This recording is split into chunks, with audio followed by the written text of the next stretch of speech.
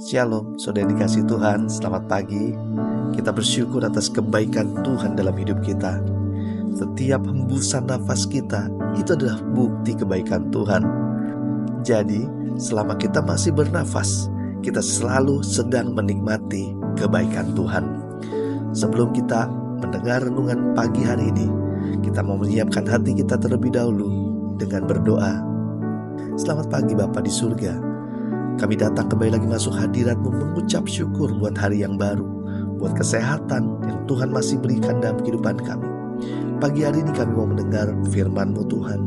Berikan kami telinga yang terbuka, hati yang terbuka, dan hikmat-Mu turun atas hidup kami, agar kami boleh mengerti setiap kehendak-Mu dan bisa menjadi pelaku-pelaku firman-Mu. Di dalam nama Yesus kami berdoa dan mengucap syukur. Haleluya. Amin. Tema renungan kita hari ini adalah gak perlu ditakut-takuti. Diambil dari Yohanes 14 ayat 15-21. Beginilah firman Tuhan. Jikalau kamu mengasihi aku, kamu akan menuruti segala perintahku. Aku akan meminta kepada Bapa, dan Ia akan memberikan kepadamu seorang penolong yang lain, supaya Ia menyertai kamu selama-lamanya, yaitu Roh kebenaran. Dunia tidak dapat menerima Dia, sebab dunia tidak melihat Dia dan tidak mengenal Dia. Tetapi kamu mengenal Dia, sebab Ia menyertai kamu dan akan diam di dalam kamu. Aku tidak akan meninggalkan kamu seperti yatim piatu. Aku datang kembali kepadamu.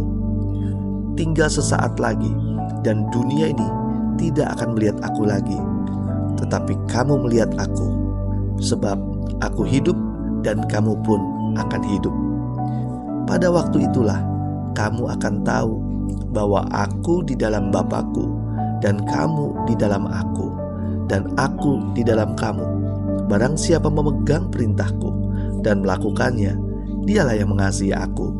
Dan barang siapa mengasihi aku, ia akan dikasihi oleh Bapa-Ku, dan aku pun akan mengasihi dia dan akan menyatakan diriku kepadanya.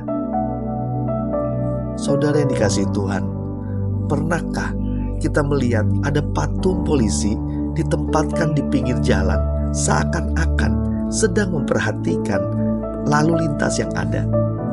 Patung itu dibuat semirip dengan polisi sungguhan, agar orang-orang yang melihat berpikir bahwa ada polisi sungguhan di sana. Ternyata ini adalah cara efisien yang diterapkan California untuk mengurangi laju kendaraan di tempat-tempat tersebut. Patung polisi tersebut terbukti membuat takut banyak pengemudi.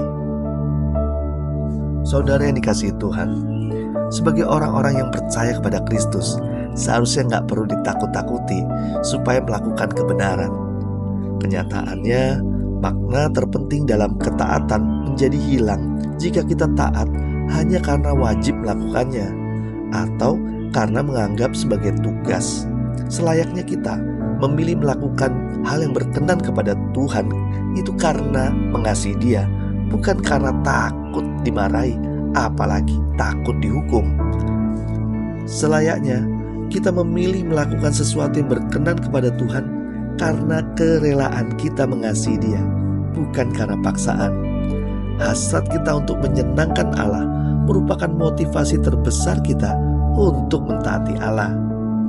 Mari kita hidup yang benar dengan hidup mentaati seluruh firman Tuhan, bukan karena takut masuk neraka, tetapi karena sangat mengasihi Tuhan saja.